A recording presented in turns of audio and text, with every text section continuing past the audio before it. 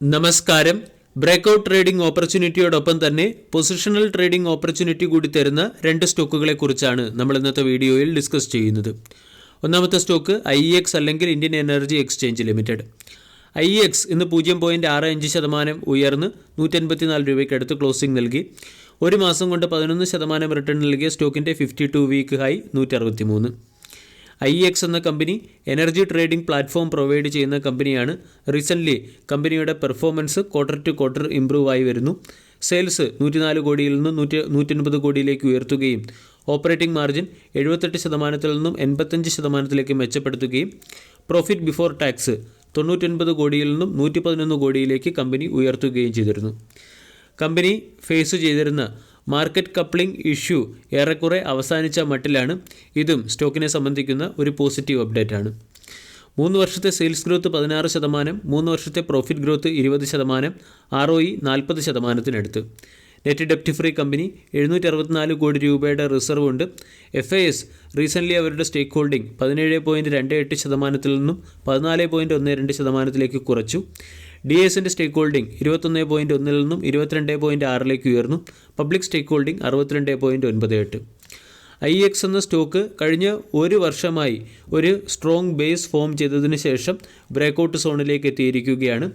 ഇവിടെ stock consultation ഫേസിൽ നിന്നും പുറത്തു കിടക്കുന്നതിന് വേണ്ടി ശ്രമിക്കുന്നു.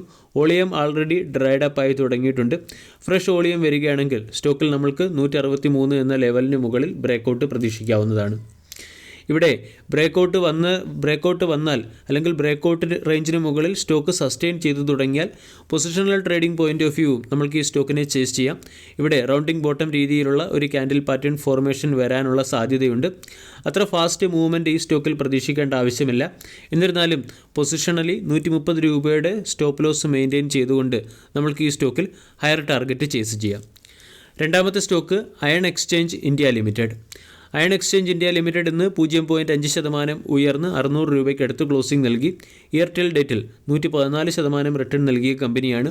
7000 കോടി രൂപയുടെ മാർക്കറ്റ് ക്യാപ്പുള്ള കമ്പനിയുടെ വാല്യൂഷൻ 34.62.